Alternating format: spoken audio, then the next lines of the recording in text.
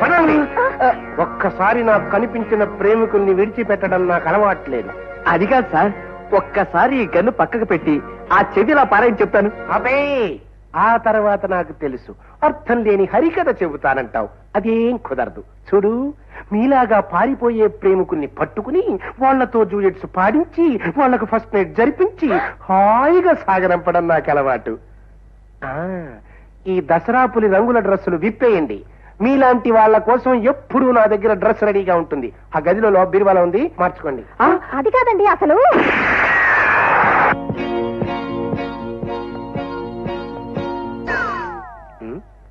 Sir, మీరు చెప్పినట్టుగా dress మార్చుకొచ్చేసాం. మమ్మల్ని చూసి ముచ్చటపడి మా ఇంటి దగ్గర తీసుకెళ్లి దించేయండి సార్. ఆపై దింపేస్తే పారిపోదామనే. అంతేగా మరి. అదేం కుదరదు. నేను ముందే చెప్పాను, మీరు ఇంకా డ్యూయెట్లు పాడుకోవాలి, ఫస్ట్ నైట్ చేసుకోవాలి, ఆ తర్వాత నేను మిమ్మల్ని హాయిగా సాగనంపాలి. రెడీ? అబ్బా, నాకు పాటలు రావు సార్. కావాలంటే పద్యాలు వచ్చు. చేతిలో తుపాకీ ఉంది, అందులో ఓ తోట ఉంది, పేల్చానంటే పాట ఏమిటి? దాని బాబైనా పరిగెత్తుకుంటూ వస్తుంది. Ready, start. నువ్వు చెప్పేదంతా వింటుంటే సినిమా కథలా అనిపిస్తోంది అమ్మాయి. తలుచుకుంటే నాకు కూడా అలానే అనిపిస్తుంది పిన్ని. అతను రౌడీలతో ఫైట్ చేయడం, మేమిద్దరం కలిసి తప్పించుకోవడం, గన్ పాపారావు వచ్చి మమ్మల్ని పట్టుకుపోవడం అంతా యాక్షన్ సినిమాలాగే జరిగింది. సినిమా అయితే శుభం పడంగానే చప్పట్లు కొట్టి బయటకు వచ్చేచ్చే అమ్మాయి. నిజంగా జరిగే ప్రమాదాలకి చివరికి శుభం జరుగుతుందో అశుభం జరుగుతుందో కూడా చెప్పలేం. ఎందుకు వచ్చిన గొడవలమ్మా? ఆ ఉద్యోగం మానేయమ్మా. లేదు పిన్ని, ఇలాంటి గొడవలకే భయపడి మానేస్తే పిడికితనం అనిపించుకుంటుంది. అంతేనా, లేక మానేస్తే ఆ అబ్బాయిని చూడడం కుదరదనా? ఓ పిన్ని, అయ్యో రామా, నీ సిగ్గు చూస్తుంటేనే అర్థం అయిపోయిందిలేమ్మా మీ ఇద్దరు ప్రేమించుకుంటున్నారని. ప్రేమలో మొట్టమొదటి ఏం చేసుకుంటారమ్మా? ఏముంది, కళ్ళు కళ్ళు కలిసి చూసుకుంటారు. ఆ తర్వాత ఓ పిన్ని. అయ్యో రామా. ఏమండి, ఇదిగో కాఫీ. ఇవే తాగేస్తే ఓ పని అయిపోతుంది. అవును, ఆ రోజు ఇచ్చిన గుండమ్మ గారి మనవడు గోపాలకృష్ణ సంబంధం సంగతి ఏం చేశారు? చేయడానికి ఏముందే, అబ్బాయి కొత్త టీ పొట్లంలా కళకళలాడుతూ కనిపించాడు. కట్నం కూడా అక్కర్లేదన్నాడట. పైగా పెళ్లికి ఏ అంగులు ఆర్భాటాలు కూడా అక్కర్లేదన్నాడట. అమ్మాయి నచ్చిందన్నాక ఇంకా ఆలోచించేదేమిటే? సరే నేస్తే ఓ పని అయిపోతుందిగా. ఆలస్యం ఎందుకు, సరే అనేయండి.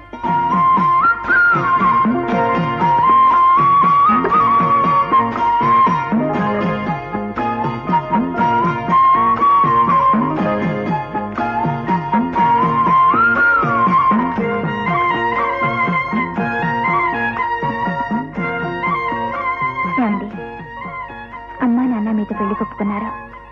ఇక మీరే నా భర్త, నేనే మీ పాదదాసిని. అయితే అబ్బాయి గారు, ఇప్పుడు మీరు కట్టుకున్న కలెక్టరాన్ని మొదలెయ్యడానికని తీసుకున్నారన్నమాట. అవునయ్యా, నీకేమైనా అభ్యంతరం? అభ్యంతరం ఏంటండి బాబు, పరమానందంగా ఉంటాను. మీకు మరో సంబంధం చూసి ఇంకోసారి కమిషన్ పుచ్చుకోవచ్చుగా. నేను మరో సంబంధం అని చెప్పి ఏదో ఒకటి కుదిరిస్తే లాభం లేదు. ఆ సిరిపురం సంబంధం చూడు. అదేనా ఆ లక్ష్మి గురించి చెప్పావే, ఆ పిల్లని సెటప్ చేయి. అయ్యా, మీకు ముందే సెలవిచ్చాను. ఆ సంబంధాన్ని గుండమ్మ గారు మనవడు గోపాలకృష్ణకి ఎప్పుడో ఓకే చేసేసాను. ఎప్పుడో సెటప్ చేసావా? వాళ్ళు ఎంత ఇస్తారా? 1000 ఇస్తారు. అవునా? అది చెడగొట్టా అనుకో, నేను 2000 ఇస్తా. దాన్ని నాకు సెటప్ చేసిన మరో 3000, అంటే మొత్తం 5000. ఏది ఇంకొకసారి రానండి. 5. అయ్యా, తక్షణం వెళ్ళి ఆ సంబంధాన్ని దివ్యంగా చెడగొట్టేసి మీకు ఓకే చేయించేస్తాను. మీరు ఆ మాట మీద నిలబడండి. కానీ అలాగే. మంతులు, అయ్యా, నువ్వు చెప్పేది నిజమేనా, లేక చెప్పేస్తే ఓ పని అయిపోతుందని చెప్పేశావా? అక్కడే పొరపాటు పడుతున్నారు. చెప్పేస్తే ఓ పని అయిపోవడం ఏమిటండి? మళ్ళీ మీ అమ్మాయికి సంబంధం చూడవలసిన పని కూడా నా మీదే పడింది కదా. ఎంత ఘోరం అండి. నిజం తెలియకపోతే అలాంటి దిక్కుమాల వాడికి మన అమ్మాయిని కట్టబెట్టి దాన్ని బతుకు నాశనం చేసేవాళ్ళం. ఇప్పుడు అర్థమవుతుంది పార్వతి. ఆ అబ్బాయి కట్నం ఎందుకు అక్కర్లేదన్నాడో, ఏ ఆర్భాటం లేకుండా పెళ్లి ఎందుకు చేసుకుంటానన్నాడో ఇప్పుడు అర్థమవుతుంది. మన అమ్మాయికి అర్జెంటుగా తాళి కట్టేస్తే తన విషయం బయటపడకుండా ఓ పని అయిపోతుంది అనుకున్నాడు. దొంగ పడవ. రేపేమిటే, ఇలాంటి లుచ్చా సంబంధం కోసం ఒకరోజు ఆగడం, ఉత్తరం రాయడం కూడానా? మన పంతులు ఇవాళే వెళ్ళి అక్కర్లేదని చెప్పేస్తాడు. ఏమయ్యా? చిత్తం, మీ దగ్గర చాలా సార్లు దక్షిణ పుచ్చుకునేవాడిని. ఈ మాత్రం సాయం చేయలేంటండి. ఇప్పుడే వెళ్ళి మీ సంబంధం వద్దన్నారు అని చెప్పి వచ్చేస్తాను. వీలైతే 2 చివాట్లు కూడా కలిపి చెప్పాయి, ఓ పని అయిపోతుంది. అలాగే, నోటుకొచ్చినవన్నీ అనేస్తాను. సరేనా? వస్తానమ్మా, సెలవు. ఏమిటి, ఈ గుండమ్మ మనవన్నే కాదన్నారా? అన్ని మాట్లాడుకుని పెళ్లికి ముహూర్తాలు కూడా పెట్టుకున్న తర్వాత ఆడపిల్ల వాళ్ళ దగ్గర నుంచి అక్కర్లేదనే అభ్యంతరం రావడమా?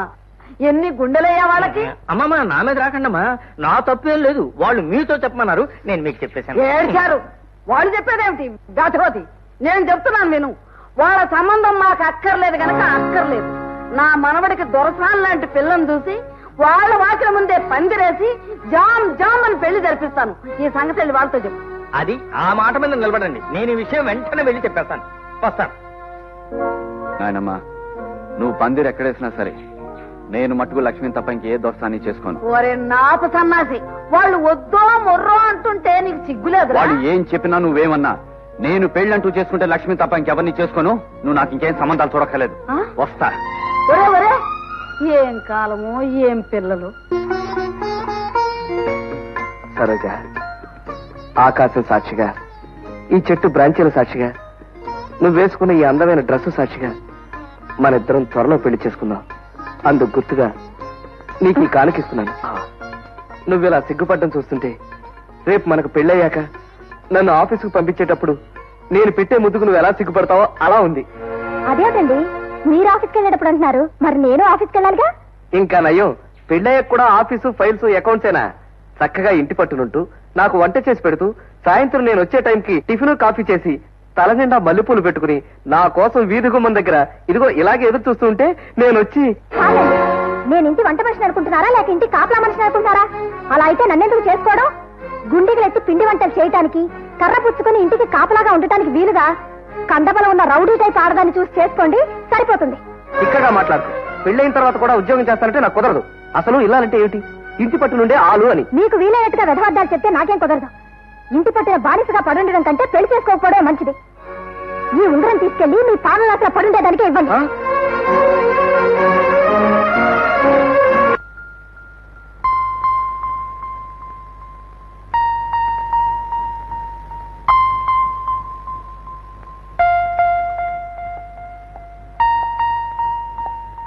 సరోజ, ఏమిటండి? ఒళ్ళు పొగరెక్కి కళ్ళు నెత్తికెక్కి నిన్న వాగిన వాగుడికి నన్ను మన్నించు. మనస్ఫూర్తిగానే అంటున్నారా? అవును సరోజ, ఇక ముందు నువ్వు ఎలా చెబితే అలా నడుచుకుంటాను. పెళ్ళైన తర్వాత ఉద్యోగం చేస్తా అన్నా ఎస్ అంటాను, ఊళ్ళో వెళ్తానన్నా ఎస్ అంటాను. మీరు చెప్పేది నిజమేనా? అవును సరోజ, నన్ను మన్నించు. కావాలంటే నీ కాళ్ళు పట్టుకుంటాను. అంత మాట ఎందుకండి, మీరెప్పుడూ నావారే. సరోజ, సరోజమ్మా, సరోజమ్మా, ఏమిటండి? ఇవి మేనేజర్ గారు చూడాల్సిన ఫైల్స్ అమ్మా, పెండింగ్ లో ఉండిపోయాయి. ఇవి కాస్త మీరు చూసేస్తే. ఆయన వర్క్ చూడాల్సిన కర్మ నాకేమిటి? ఆయన ఒంట్లో బాగోలేదని సెలవు పెట్టారమ్మా. సెలవు పెట్టగలవారు ఆయన ఒక్కడే అనుకుంటున్నారా? నేను సెలవు పెడతాను.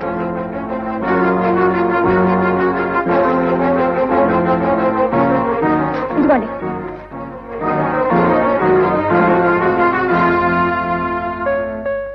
అమ్మా సరోజా, ఇంత పెందలాడ వచ్చి మంచం మీద వాలిపోయావేమిటి?